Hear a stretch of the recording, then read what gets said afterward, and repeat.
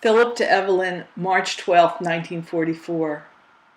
Evelyn, dearest, having completed making up the payroll and a few other minor details, I am now free to take my typewriter in hand and write my daily stint, during the course of which I hope to answer and comment on the more pertinent items in your most recent and too long neglected letters.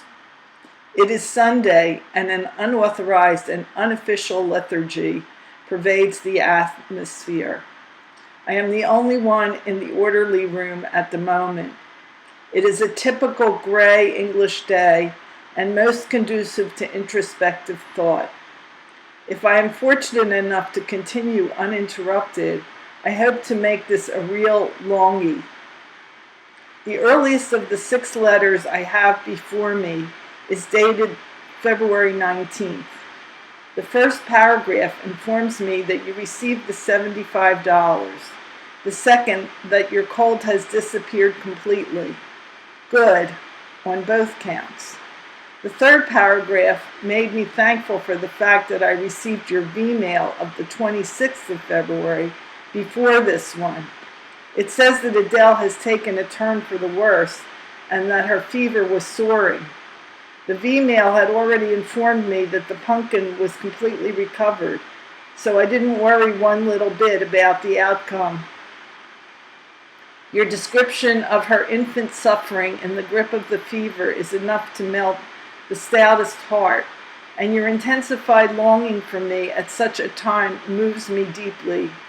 God knows, sweet, I ask no greater privilege than to comfort you in your time of trial, but the fates have decreed otherwise, and I can do nothing more helpful than offer my heartfelt sympathy and whatever spiritual strength I am able to imbue in you. You decry the fact that the pumpkin has become so attached to her mommy that she haunts the windows when you leave the house. I can understand why this is not good, but all the same, the thought of her loving you and depending on you to the exclusion of everyone else is very dear to me. It is selfish of me to feel so, I know, but you can't change the spots on a leopard, and I was always selfish. Ask Harry. Your attempts to convince me that Adele knows and misses her dad make very diverting reading, but you'll pardon me if I'm still skeptical. No doubt the pain in your shoulder, which you mentioned, was due to the cause you attributed it to, overexercise. I can readily understand how you strained it, of course. You know, without my telling you how to correct it. Stop carrying the pumpkin about. She is walking now, so there's no need for it. I'm surprised you condescend in this respect. It's not like you, Chippy. As for your protestation that I don't even know why I mentioned it, except perhaps that it takes space and makes a longie, I can only reiterate what I've said before. Anything pertaining to you or to Adele or to anyone in the family, however seemingly insignificant to you, is of prime interest and importance to me. I'll thank you to remember that in the future, sweet. In reference to your advice to me to get hold of a tree grows in Brooklyn, I have a happy coincidence to report. The day before I received your letter, I noticed a friend of mine carrying it about. Outside of remarking the odd title, I thought no more about it. When I had read your letter, though, I went looking for Irving.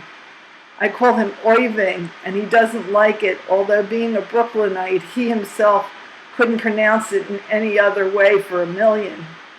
I ran into him in the mess hall and asked for the loan of the book. He was sorry, but he had promised it to a couple other guys previously. Later at services, I showed him your letter. For some reason, this pleased him, so much in fact that he promised me next crack at the book, which he was just finishing. Result, this morning he came looking for me.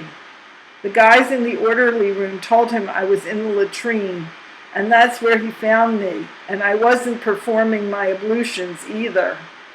Did you ever get the meaning of the word straight after I called your attention to your unintentional faux pas? Anyhow, to get back to the subject, the book lies under my pillow at this moment, waiting to be read. How's that for service? Those jokes of Ray's, which you wasted your good time writing out for my edification, without being prudish about it, were vulgar rather than funny, and I'm afraid they were entirely wasted on me. Besides, I had heard them all years ago. If I thought them worthwhile, I would have told them to you myself long before this.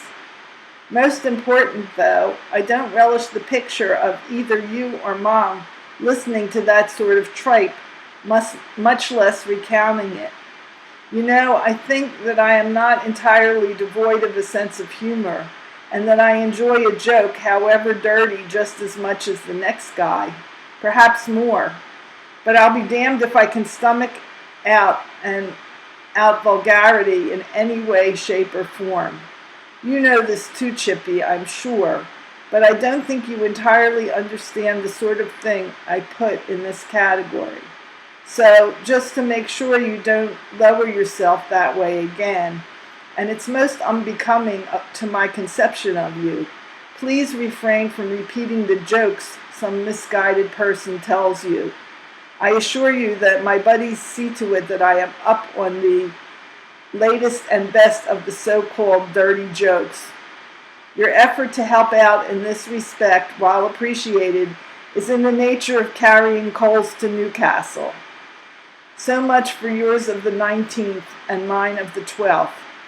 Just as I expected, there was no mail for me today. I'll continue tomorrow, when I will deal with your letter of the 22nd of February. Lest I end this on a sour note, I hasten to assure you, darling, that I don't think any less of you for a mere misconception on your part. You are the sweetest of women in my eyes. I just want to keep you that way. Love to all, from Phil. Eddie Powler, Evelyn's brother, to Phil. Dated 12th of March, 1944. Dear Phil, received your letter of March 3rd, and as you see, I have been holding off too. Here's the way the situation stands. We are receiving 30-hour passes beginning Saturday evenings till Sunday night. Any other days are impossible at this time. There's many things I don't know, such as the schedule of trains leaving for London, whether we can get transportation on weekends, and many others which I expect to learn soon. Though we were just paid, I am pretty low. If you could get a pass to Bristol, I could meet you, but I don't know where, because I haven't, age 2, been there myself yet. I expect to find all of this out very soon so we can meet one another. I'm fine and everything's okay. I just received 12 letters in which I heard from practically everyone. Ev wrote and told me she received your letter about a day before mine. Beat me to the punch. Dad changed his job, and that is what I call wonderful news. Everybody is fine, and I hope you are. Till you hear from me, I hope soon. Truly, Ed.